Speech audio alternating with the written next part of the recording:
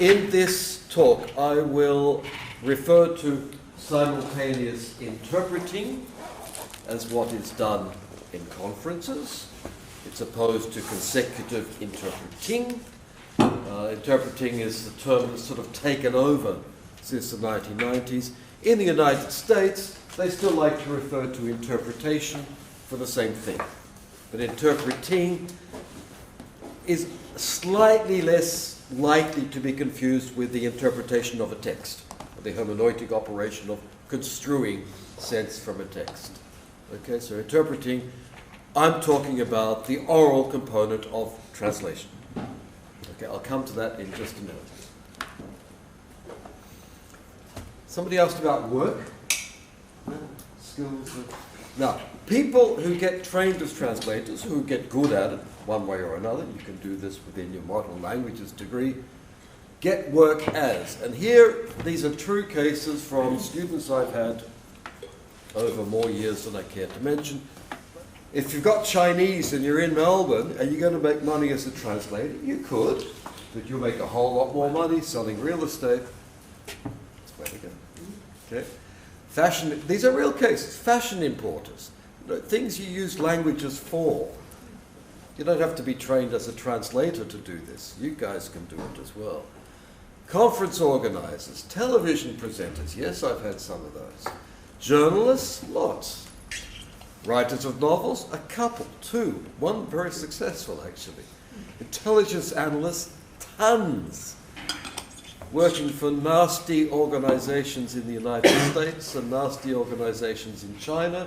All my ex-students are spying on each other. I'm quite happy they're doing this.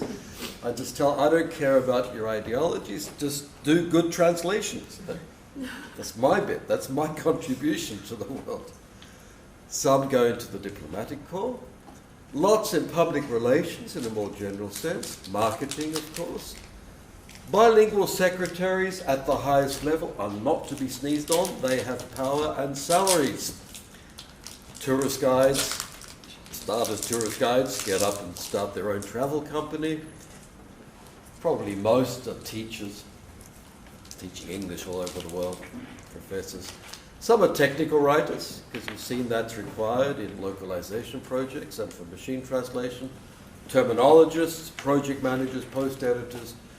And there are some translators, okay, and interpreters.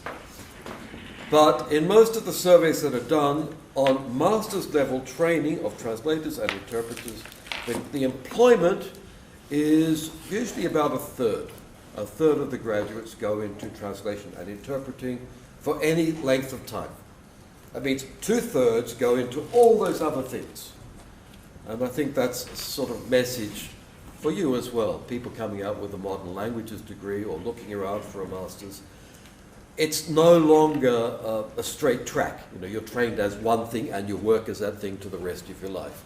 We know that employment these days means meandering through those kinds of professions and using your skills. Anything that involves communication across cultures, those skills can be applied everywhere there. Okay?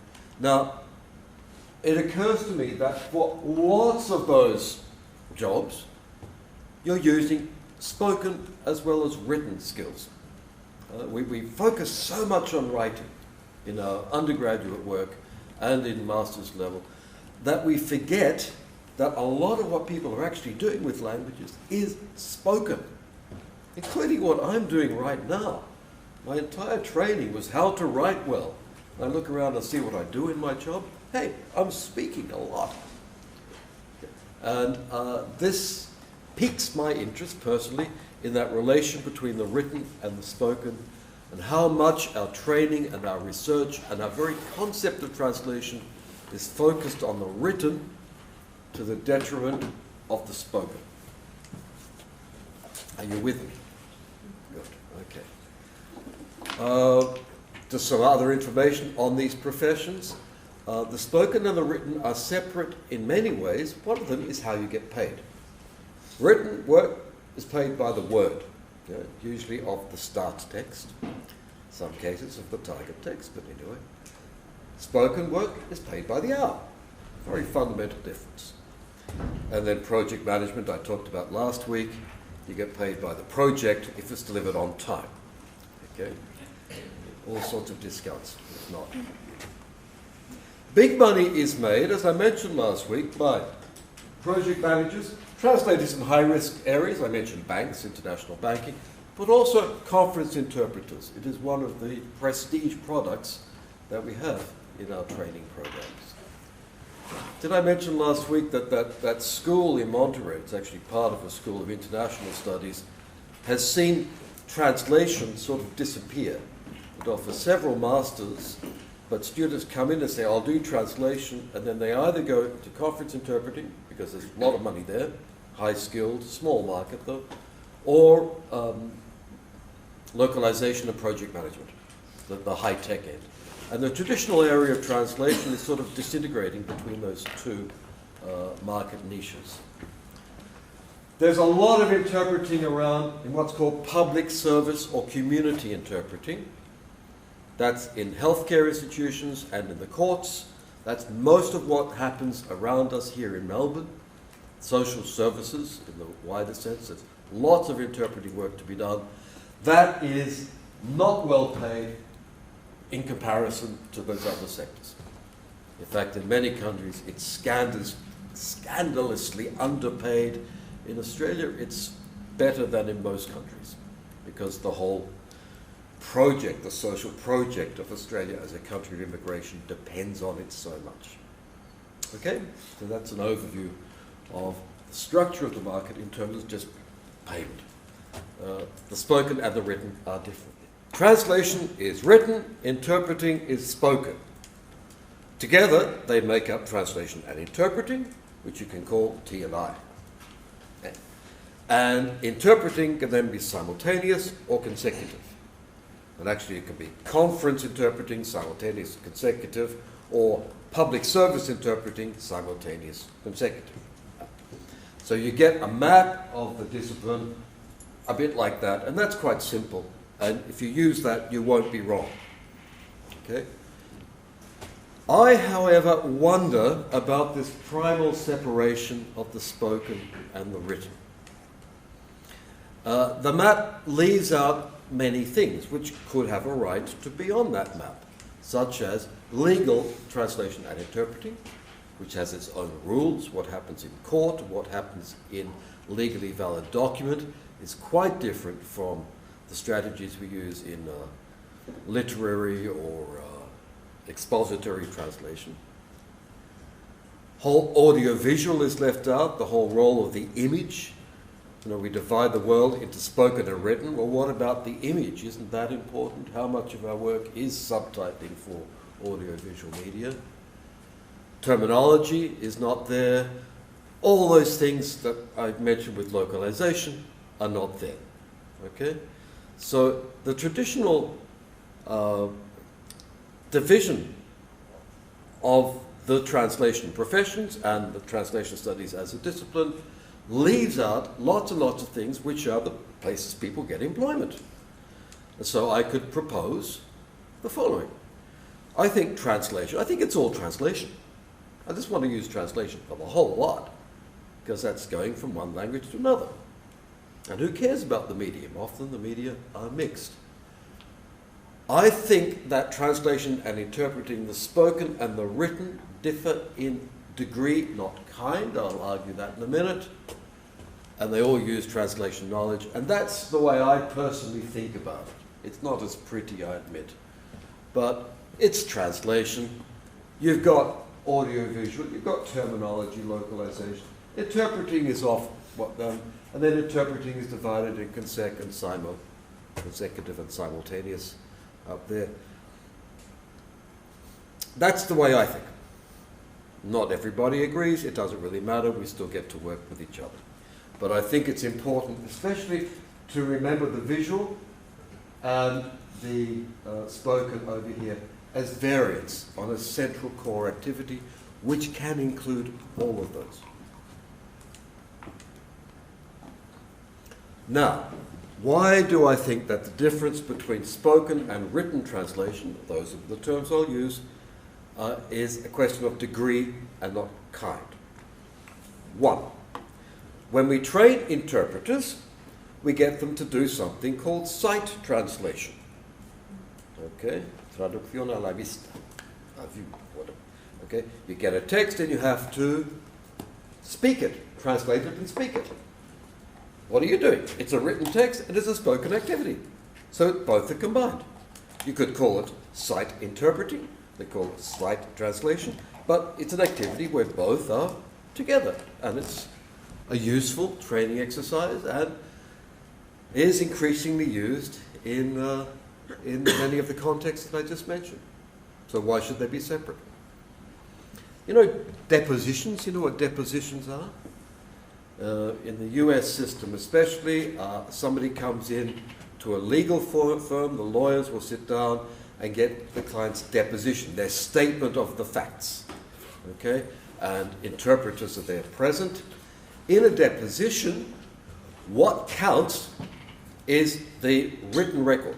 They will speak, somebody will take down, that's why I was asking about what you were doing.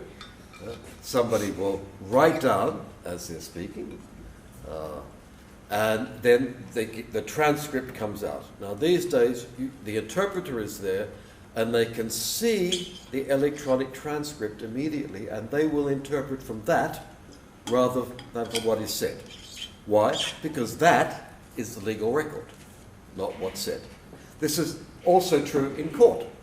What holds in court as evidence is what is written and not what is said, at least in our Western courts such as we have them. So interpreting can be done in those situations on the model of sight translation.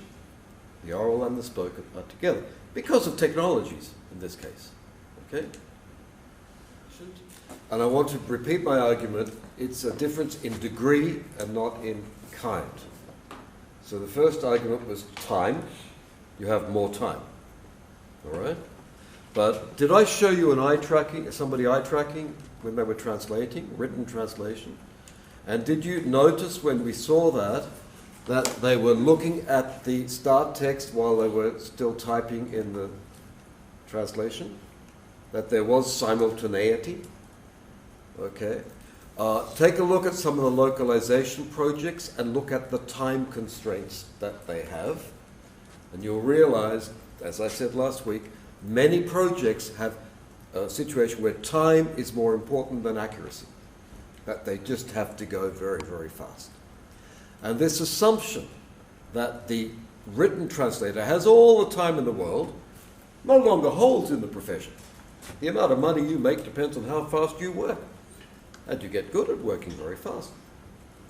So I say that time is a question of degree, more or less, but there's no change in quality in the time constraints available on the spoken and the written. So my argument is that there is speed in written and some of the theorists who talk about this just assume that written translation you have all the time in the world.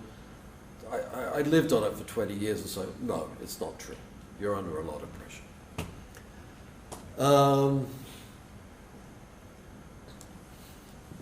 The other thing is in the profession. I see the way they are together in their associations. There tends not to be an association for interpreters as such. The spoken medium doesn't constitute a professional identity because the people who are conference interpreters get paid a whole lot more than the public service interpreters, but tend to have separate professional organizations. Notably, there's an AIC, what's called the AIIC. It's French for International Association of Conference Interpreters. They are very restrictive. There is one organization in the United States that brings both together, but they publish statistics, and you can see the salary scales are very different. So I think that, again, it's degree and not kind. If you make that your major division, you overlook the visual, graphic aspect, I think. And my final point of sociological information is that most conference interpreters also work as written translators. That professionally they overlap. Why? Because conferences are not happening all the time. There tends to be a conference season. or you're traveling before you get married and have kids. You can travel over the world to different conferences. It's not a great life traveling out of a living out of a suitcase. Just because of the rhythm of work, there tends to be a whole lot of overlap between the two. Okay? And in any case, this distinction was not made prior to the 20th century. Go back to even Latin text, interpretare is to translate. Okay? And diplomats talk about their spoken translations up to the early years of the 20th century. So traditionally, this is a fairly recent distinction. Consecutive reduces the length of the discourse, often by about, it can be between 1/3 and 2/3, depending on the context. If you're in court and you're doing consecutive, you have to give as much as you can, or as much as you've retained. But political speeches, informative speeches, significant reduction by at least 1/3 and often more. Why? Because everything's repeated and it slows down the proceedings. You want to go faster, so that reduction is normal. Simultaneous is only sometimes simultaneous. I'll show you that in a minute. How is it done? Is it like playing the didgeridoo? You have to breathe in and breathe out at the same time. I hope you've all played the didgeridoo. Okay. You have to listen and process and speak at the same time. Yes, but only to a certain extent. Okay. The fact is that spoken language has a lot of redundancy, that is a lot of unnecessary repetitions. It has pauses, it has gaps, it has false starts, and you use those gaps in order to gain the time for your speaking. Similar to subtitles as well, you reduce, you compress.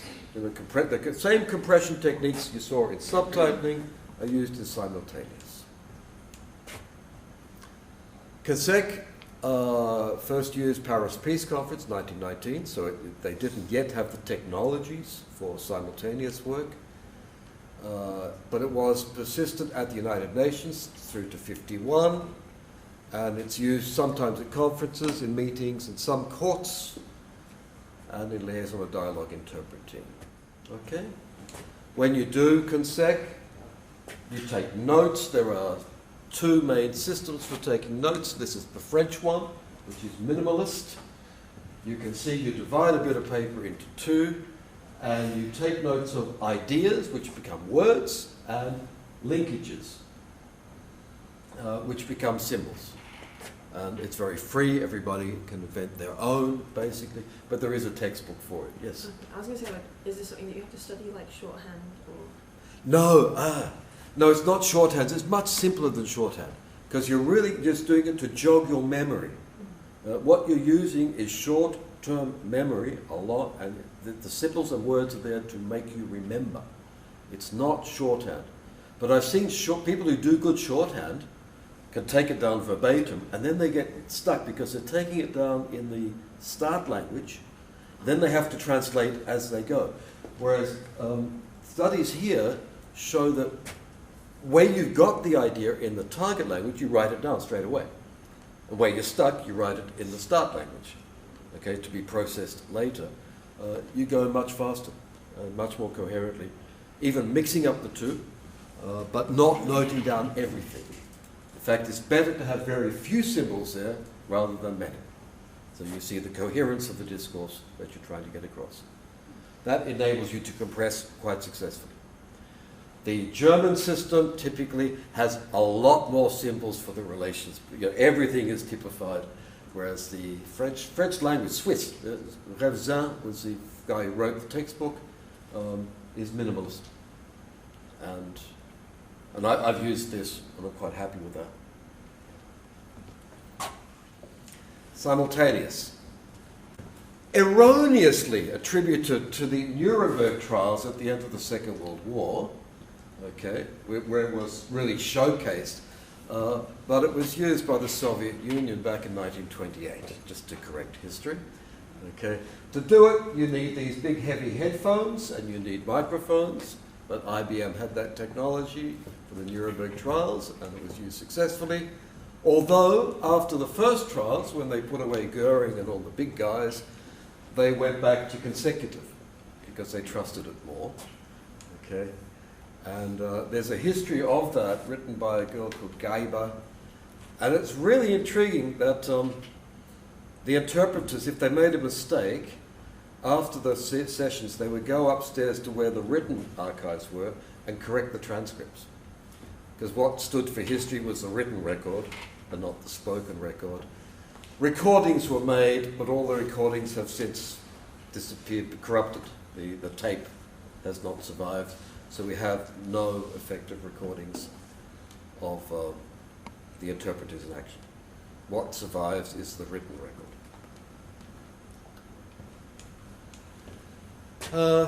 To do simultaneous, ideally you're in a soundproof booth, although I've witnessed bilingual classes, actually in South Africa, where interpreters would have been over where you're standing, without any booth, and they were doing it, speaking softly, and students were listening with headphones.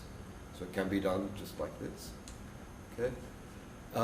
It's opposed then to what's called whispered interpreting, or chuchotage, which is just French for whispering, which is when the interpreter is behind the delegate, and you can see Gorbachev and Reagan. Is it Reagan? Yeah. Getting the advice of their interpreters through chuchotage. Okay. But that would be simultaneous as well as they work on the booth. Simultaneous interpreting has two skills. One is respeaking. Okay? That is shortening the ear-to-voice span, EVS. Ear, what you hear, voice, what you speak. The time between something coming in here and going out here has to be reduced. And there are techniques for doing that, okay? And that's re-speaking.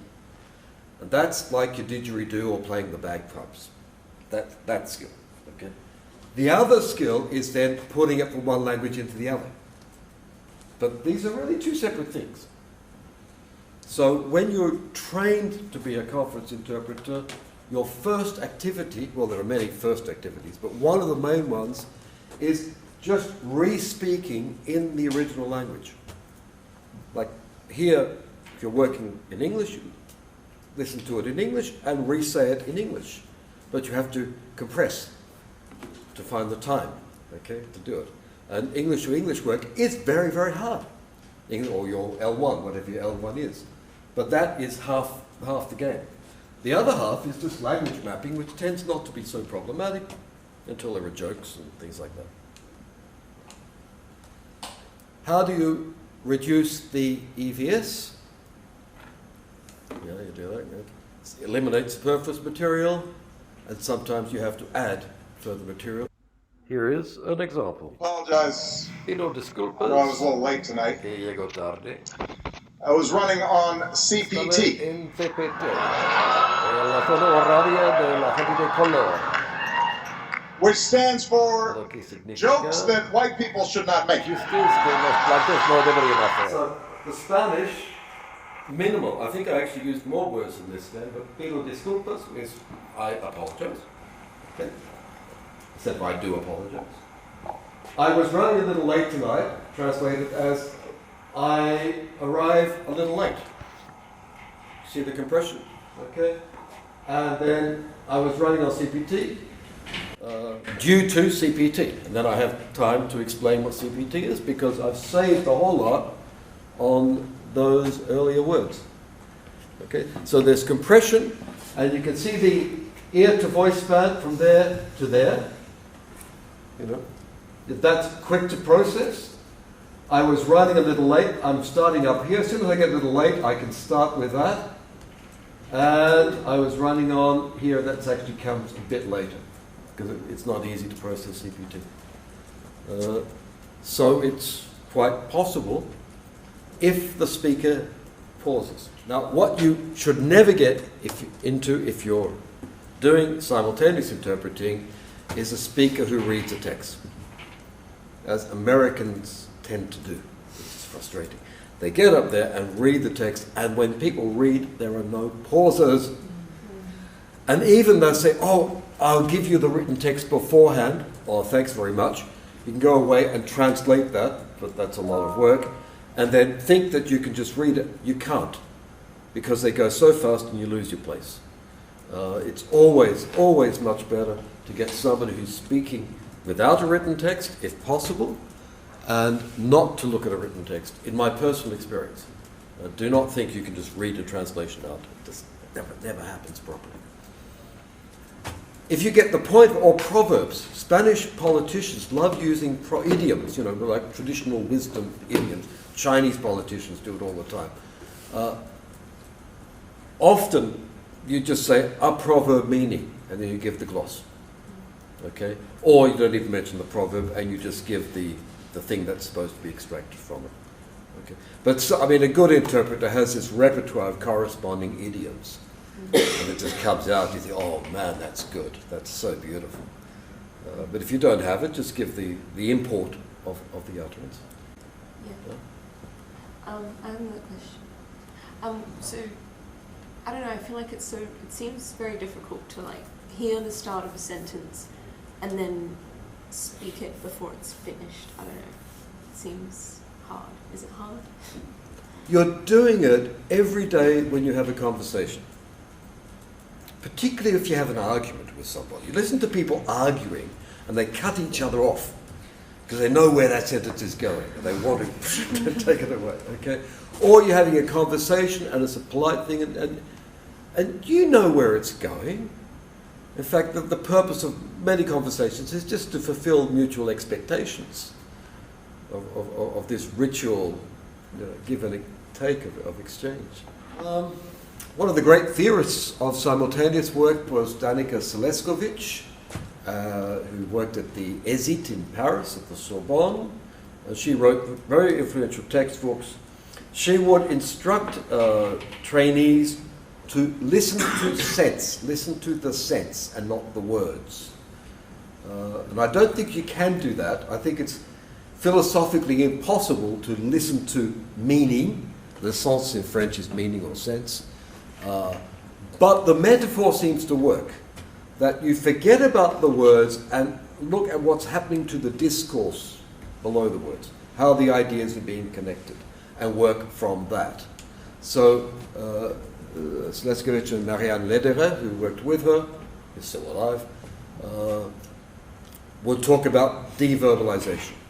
As the discourse comes in, you're supposed to de-verbalize it to sense. Now, I don't know what that sense is, but I can recognize that something like that happens in your brain. You reduce it to its simpler elements. And this means, says Seleskovich, that simultaneous should be easier if the languages are distant from each other. So this is for your Japanese.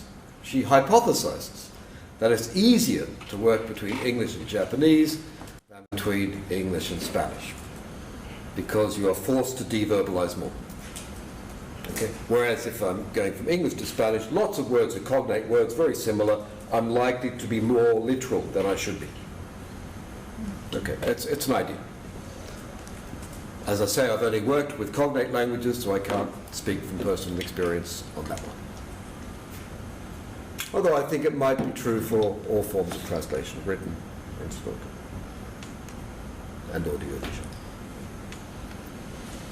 The one thing you remember in simultaneous interpreting is keep calm.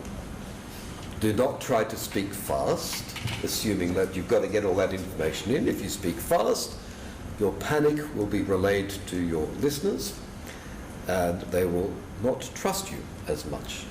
If you leave things out but speak slowly, they won't know what they're missing.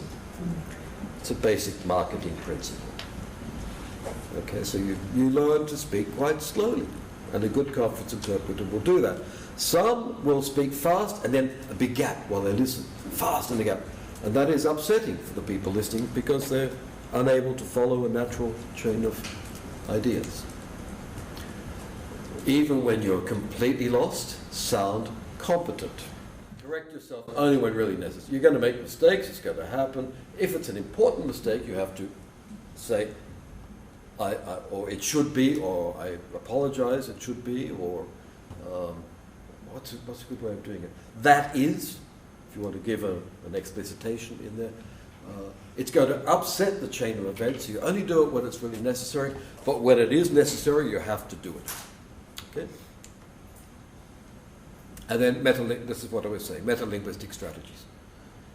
A humorous local proverb that means we should act right now. Okay. For me, the great joy of doing conference interpreting, conference is consecutive or simultaneous, and the big difference between written and spoken is this. When you do a written translation, you always make mistakes, and somebody can always find it, because the texts exist in the world, especially in electronic form. Somebody will get back. You're never fully relieved. You'll be caught out. With the spoken word, though, if you've done a day of interpreting, it's like sport for me. It really is full on, it's fully engaged, adrenaline's pumping through, and if you're good at it, you get personal satisfaction. So I hope when you hear yourself, you find that you're very good at it. You can do it. Okay, and you get better. The more you practice, the better you get. But the end of the day, you walk out, and there's this sense of relief that I only ever had before when I was digging holes in the roads, made roads work. You just, it's all done. It's all behind you. And this wonderful sense of relief that I never got with written translation. Yes? Did you find yourself interpreting things afterwards? Because you were in the mindset when you were talking to people? No, it was absolute. And there's this thing that psychologists have worked on. When you're using your short-term memory a lot, you can't remember anything. None of it goes into mid-term or long-term memory. And you just walk out and what was I talking about? I've no idea. It's just all gone. Wonderful, wonderful stuff. Okay, and it is a particular mental state that you tend not to confuse with other bits of social life. So if you enjoy this, I just do practice. Read up a bit on it. There's a book called How to Do Conference Interpreting Explained. It is. I edited it many years ago. All the secrets are there, and you can do it.